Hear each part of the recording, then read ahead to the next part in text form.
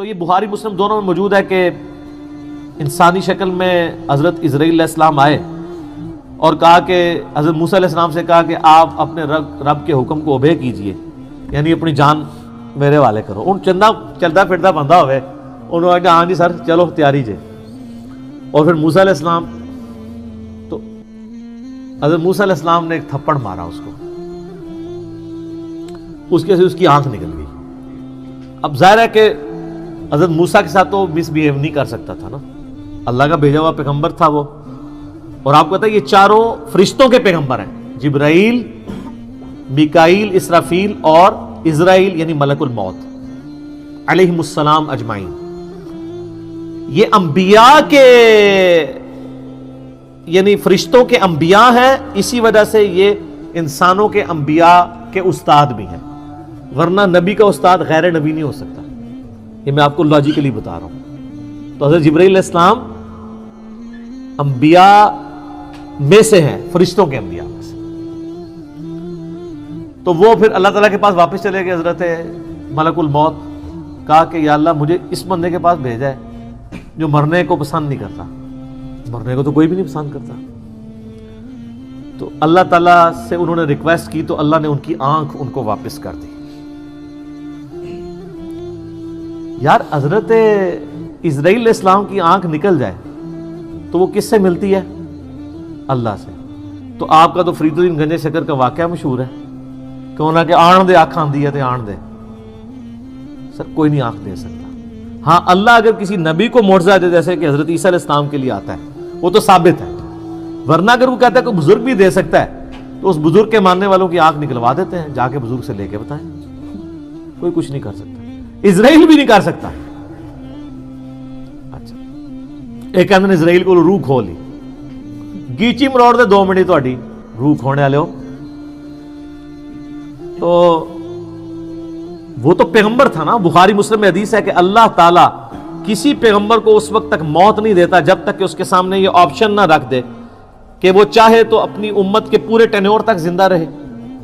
اور بخاری مسلم میں الفاظ ہیں کہ نبی علیہ السلام کو بھی یہ آفر آئی تھی، لیکن آپ نے اللہ کو اللہم رفیق الاعلیٰ کہہ دیا تھا، ورنہ آپ قیامت تک زندہ رہتے. اپنے امت، آپ کی تو امت کا ٹینیور بھی لمبا ہے. تو حضرت موسیٰ علیہ السلام نے وہ تھپڑ مارا، وہ اللہ کے پاس گئے. بخاری مسلم کے الفاظ ہیں، اللہ نے آنکھ واپس کی، واپس ہے اور کہا اچھا اس طرح کرو. اللہ کو تو پتہ تھا نا بندہ ذرا جذباتی میرا ہی بندہ ہے، تو لہٰذا میرا بھی غصے کا برا نہ مانا چلے. منو ہی اللہ نے بنایا، ہر بندے کی نیچر اپنی ہے. ابو بکر عمر نہیں بن سکتے، عمر ابو بکر نہیں بن سکتے، دونوں کی اپنی نیچر ہے. A man can never grow out of his skin. انسان جتنا بھی موٹا ہو جائے اپنی سکن سے باہر نہیں نکل سکتا. جو شاکلہ اللہ نے دیا ہے اس کے اندر ہی اس کی وہ ہوئی ہوتی ہے بلٹ اپ. بہرحال اللہ نے فرمایا اچھا موسیٰ سے کہو کہ کسی بیل کی پشت پہ اپنا ہاتھ رکھے، اس کے ہاتھ کے نیچے جتنے بال آ جائیں گے نا اتنے سال اور زندگی بڑھ گئی. سر وہ تو سینکڑوں بال بنتے ہیں. تو حضرت اسرائیل علیہ السلام یہ جب پیکج لے کے آئے نیا کہ حضرت پہلی تو معذرت ہوں اے پیکج ہے تہاڈی مرضی ہے. دیکھو منی پھر موسیٰ دی گئی ہے، ہونا تو چاہیے تھا کہ جس نے مارا ہے اسے بدلہ لیا جاتا، لیکن لاڈلا ہے.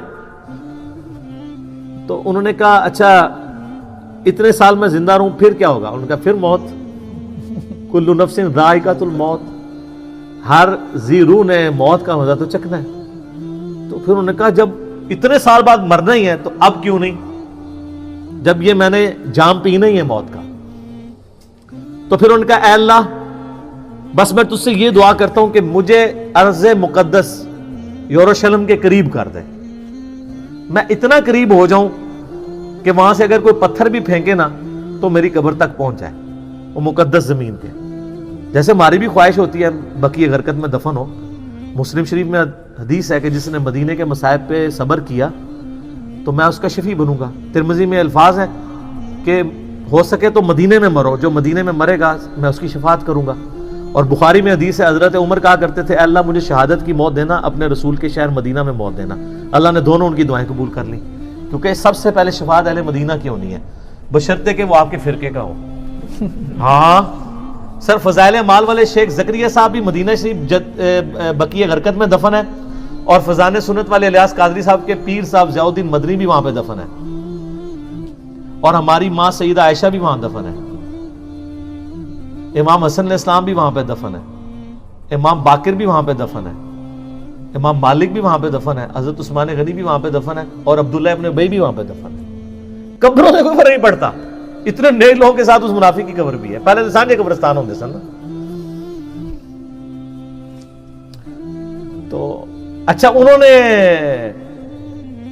دیکھ لے اس سے اسرائیل سے نہیں کہا کہ منو جا لین دے، اللہ سے ہی مانگا ہے، تو اللہ نے ان کو قریب کر دیا۔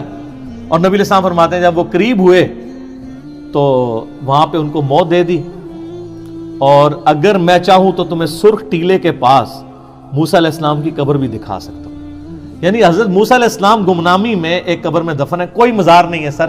مزار یا لوگوں کا آنا اگر بزرگی کی دلیل ہو تو وہ بزرگ جس کا نام قرآن میں 125 دفعہ ہے موسیٰ علیہ السلام، اس کی قبر بھی ان نون ہے۔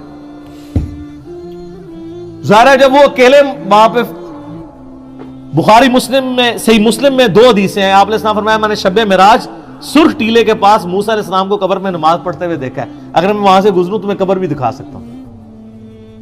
اور اللہ کہہ رہے ہیں آخرت کی زندگی میں اس کا دنیا سے کوئی تعلق نہیں۔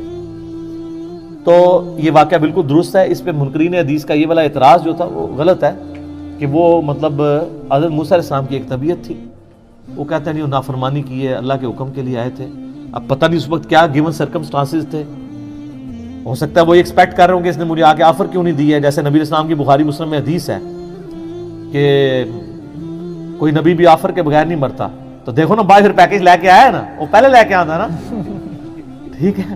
باقی ہر چیز اللہ کی مرضی سے ہی ہو رہی ہوتی ہے، ایک واقعہ بننا تھا بن گیا، اللہ تعالیٰ نے تھوڑا فرشتوں کو بھی جلال دکھا دیا موسیٰ علیہ السلام کا۔ تو باقی وہ جب پیکیج لے کے آیا تو پھر دیکھیں انہوں نے اس کے ڈیل صحیح طریقے سے کیا۔ تو موسیٰ علیہ السلام اللہ کے بندے ہیں، پیغمبر ہیں، اور اللہ کے بڑے لاڈلے ہیں۔